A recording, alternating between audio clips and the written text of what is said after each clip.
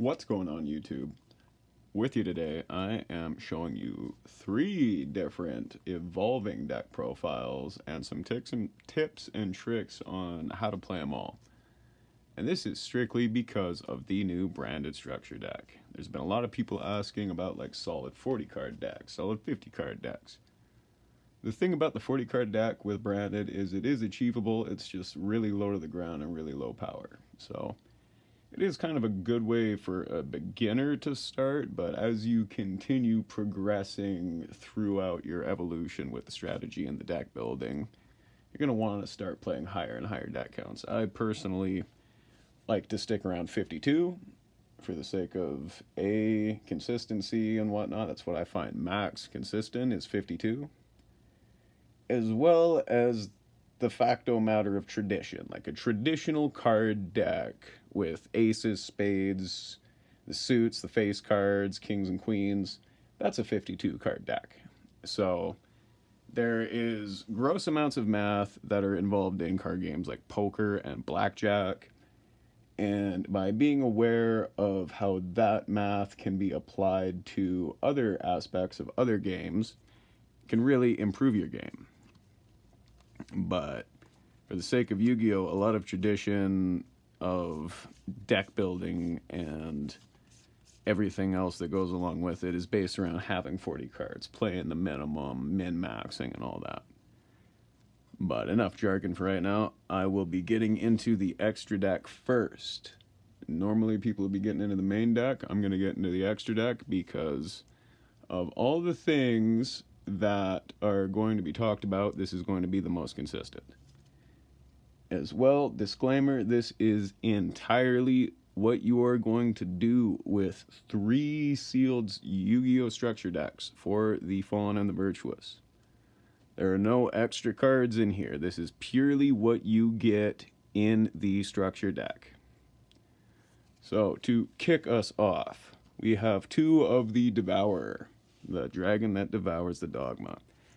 It's a pretty good card, and when you have a 15 card extra deck and there's only like so many cards that come in the set, you kind of gotta play 2, especially because of like, what if they deal with the 1? Now you got 2. The graveyard effect's really good too, and you can send them off a Mirror Jade. Having 2 Mirror Jades is very good for the sake of just being able to recur him. Once he's dealt with the one way, you can get him another one on, or you can use it as a fusion material and just keep playing from there. It's a matter of creativity with playing 2 of them, because you will often be wanting to get into the rotation. We have 2 Albions, 1 to produce, 1 to discard for the cost. I'm playing 2 Lubellions because yeah, we got the space. I normally play 1, but when we got space like this, I'm going to play 2. I'm playing 2 of the Grand Guignol because that is a pretty consistent one for the sake of branded. You're always going to want to be playing 2 of Grand Guignol. Whether or not you're just going with what you have off the Richter, like things that will remain consistent are 2 and 2. And another thing that will remain consistent as you continue playing the deck is having the Rinbrum and a Titaniclad in the rotation. These are pretty spectacular cards, I would say, for the sake of one of them. Its graveyard effect can get you out of some pretty tough spots, can really save your butt in a game. It's done it for me multiple times. And this guy we'll get into later, but he's pretty important for setting up various combos as well as Albion. We have Brigrand, the Glory Dragon, because he is also a Suto Towers for the sake of he can't be destroyed in battle. Nobody ever really talks about that. But he's also a beast, same as the Devourer. So we're going to have a little bit of high spirits fun with that. One of my personal favorites that got a reprint is Sprind, the Iron Dash Dragon. That guy is just good for the sake of having an additional monster that you can absorb using Albaz. Like, if you ever play against Kashtira format, or any type of Kashtira players, this guy's your best friend, because he can with Albaz. Like, Albaz plus any Kashtira, because they all special summon, makes that guy. And then he can clear 2 of the back row. Or 2 like, he can clear a monster in the back row with his effect, which always comes up in that matchup. Final one is Alba Lenidus, for the sake of Contact Fusion. That will come up probably during the format. As well, his, yet again, got a really good graveyard effect when you send him off of Albion, or Mirror Jade.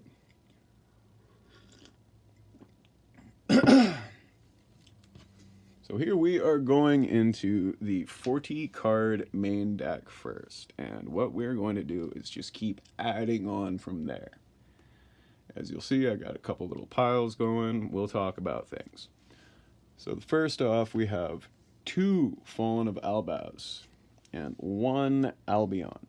Why? In 40 cards, if you play 3 Albaz, you will very often see it in your opening hand. And it does not help you kickstart the strategy. It is a garnet. This is why most branded players play a larger deck, because having 3 Albaz is very good.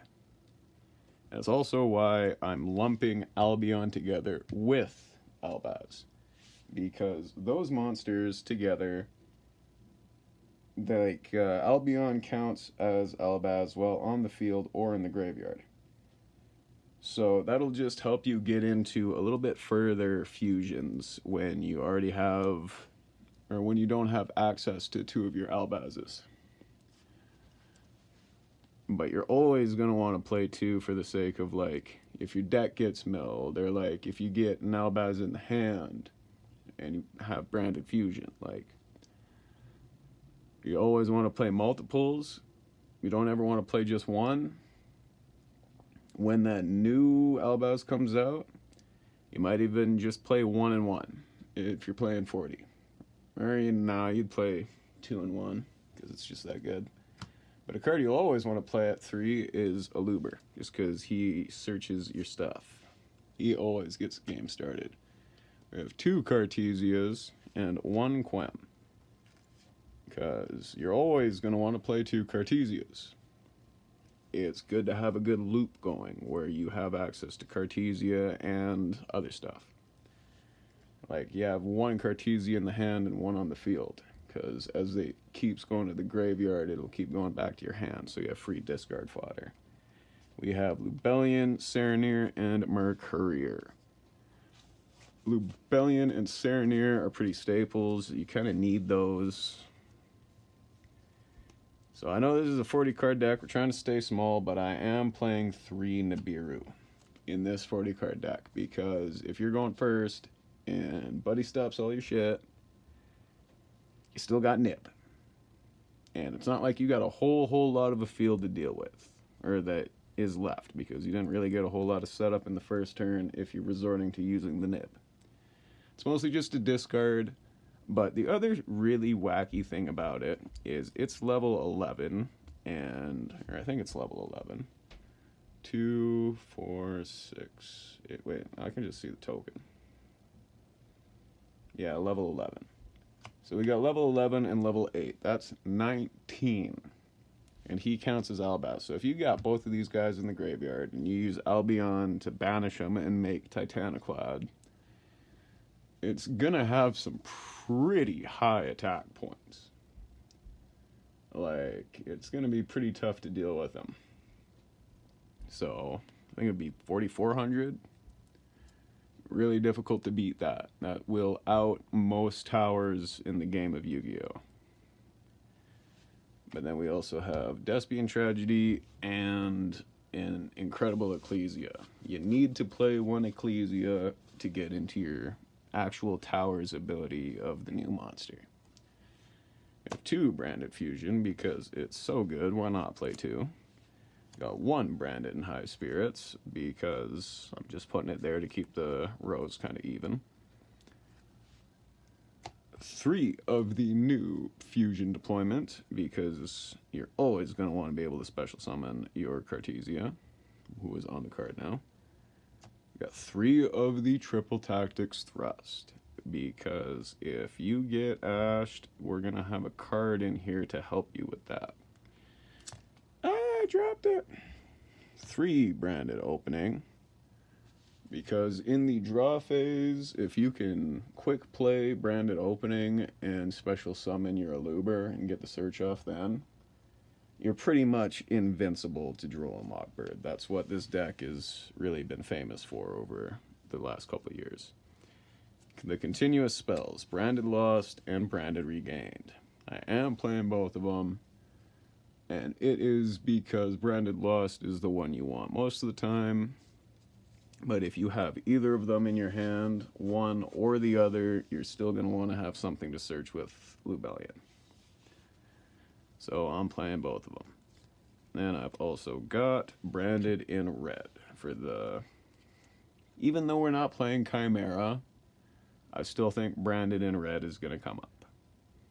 We have now 3 Super Polys, which is another one that's going to be in this deck as it continues. It's just too good and branded. If you do set Lost, or if you play Lost and then play Super Poly, you have an entire line of just, I am unfuckwithable. I get a free search off of Lost. It's really good. Foolish Burial and Gold Sark for consistency. The new card, Fallen in the Virtuous. This is really good, but it's searchable. So in a lower amount deck, you don't entirely need to open it. That's part of why Branded in Red is in here. So if you open your Fallen and the Virtuous, you have something else to set in the end phase, because you're usually going to be using your Branded Retribution to get your Branded Fusion to your hand if you do the graveyard thing on Master Duel in real life. Fusion Duplication, this normal trap, is the reason we are playing 3 thrusts still. When your opponent plays Ash on your Branded Fusion, you will set Fusion Duplication to banish your Branded Fusion from your graveyard, and you will copy that card, which is very strong to do. It is a very good thing to do. So that is your 40 card deck list. I hope I've done all right in explaining what you're kind of looking for with the 40 card strategy. You're going first, you're just trying to set up the basic board, whatever you can get out of what you got. Our side deck for this, I'm just going to fan the cards out to you. We'll have the 3rd Albaz and an incredible Ecclesia. Because if you're going second, just normal summon an Albaz to absorb some of the board, or special summon it off of the Ecclesia. That's pretty good. This is where we got our Bystial Magnemite hiding. Because if you're going second against a branded player, which I expect there's going to be a lot of branded in the format, which is why Nadir Servant isn't in here. You don't want to help your opponent out. But with the Bystials, you can banish your opponent's graveyard fusion materials before they even get it rolling. Branded Banishment is another one that is critical in just dealing with most decks, because you can banish your opponent's monsters while you get further utility. Got a 2nd of High Spirits and Fallen in the Virtuous in here, because if you are going second, these cards are going to help out. We have a Bystial Druid Worm, which should be up here with Magnemite. For the sake of, again, if you're going against a super heavy light and dark based deck, you're probably going to want to get it in. The best card that got printed for everyone in this deck is the Black Goat Laughs. 3 of it in the side, because you don't want to play it in the main. You don't know what you're going into. You don't know what your opponent's strategy is super heavy on, so you kind of just want to focus on your own strategy for the first round. But after you get a good feel for your opponent's strategy, that's when you want to play Black Goat Laughs, so you can really fuck with them then. And we've also got just some extra fusions suitable for whatever matchup you're playing against. Sometimes you want to cut some guys out and put more cards in. It's kind of hard to have a whole lot more space in there. But what is going to happen, and part of why everything was laid out the way it was in there, now that I remember, 1, 2, 3, 4, 5. 1, 2, 3, 4, 5. We're going to be moving on to the... Just going to move that over. Going to be moving on to the 50 card version of this, which is something I'm a little bit more comfortable with, but I'm also still kind of working on for the sake of the structure deck itself. What's going to change now is your Branded Banishment that was in your side deck is going in your main deck. You are now playing 3 Fallen of Albaz. You're playing a second Incredible Ecclesia. We are taking out Fusion Duplication and subbing it for that. We are playing 2 now of the Fallen and Virtuous card, as well as High Spirits. I'm just gonna start just throwing these wherever. Also playing a second Mercurier, a second Albion, Kit, Quem, and Magnamud. I'm playing these 10 cards in addition now. So the reason being, there's a couple changes to the strategy here. Rather than doing the 40 card thing where you're setting up the board, in this 50 card thing, you're going second. You are choosing to go second. You are trying to deal with your opponent's resources, which is going to be a lot easier with the natural board breaking power of most of these cards. Fallen and the Virtuous breaks boards or helps break boards by itself. Bystials are very good at helping prevent your opponent from making a board. You can do Nibiru and then normal summon the Albaz to absorb the Nibiru token. You have some strategies that you can do. Now let me just make sure that our side deck is still kind of side decky.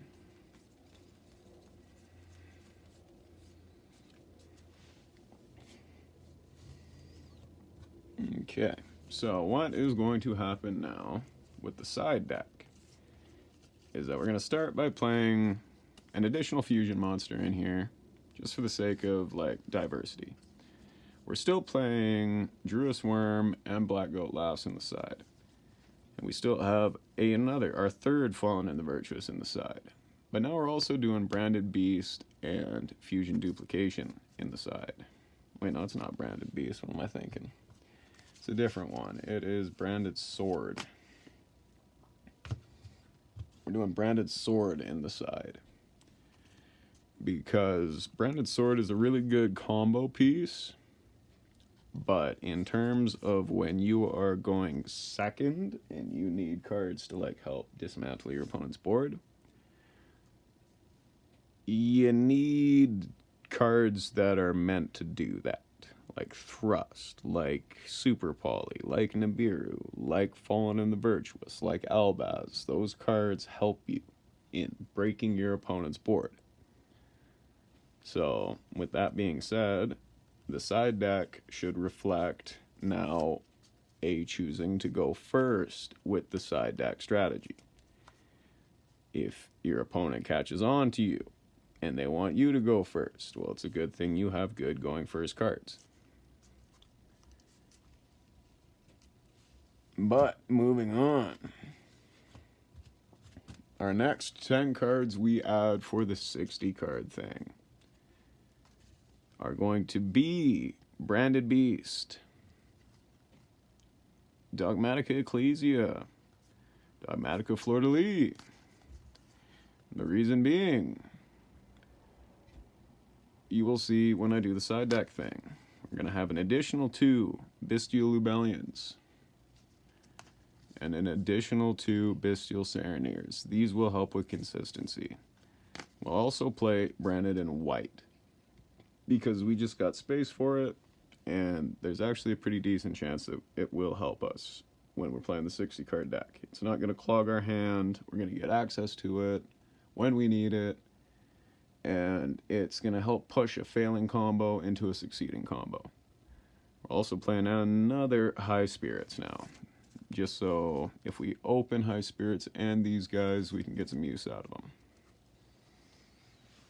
So that's 1, 2, 3, 4, 5, 6, 7, 8, 9.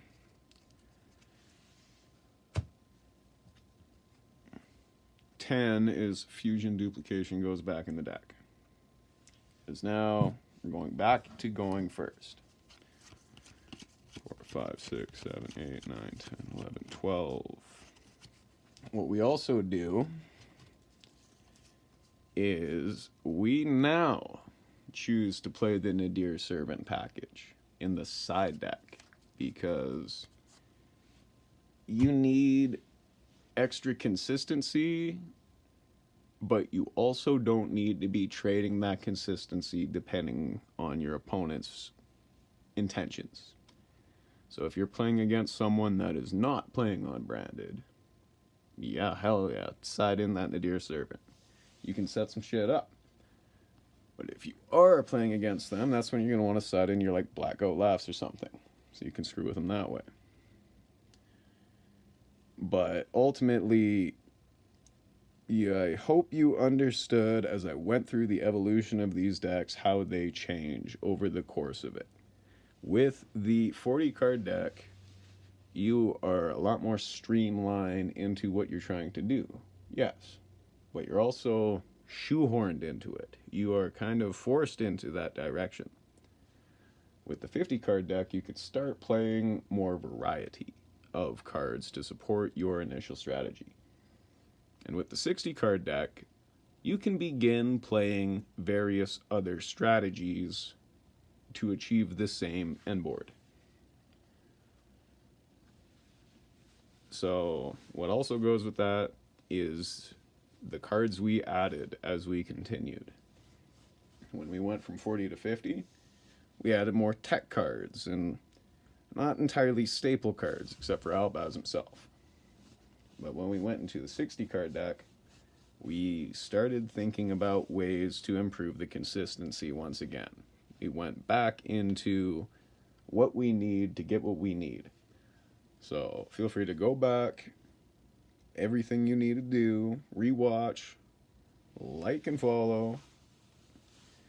If you have any more questions, just feel free to ask. Comment section is open, and I hope that this gave you some ideas in how you can build your branded deck moving forward. Peace out until next time.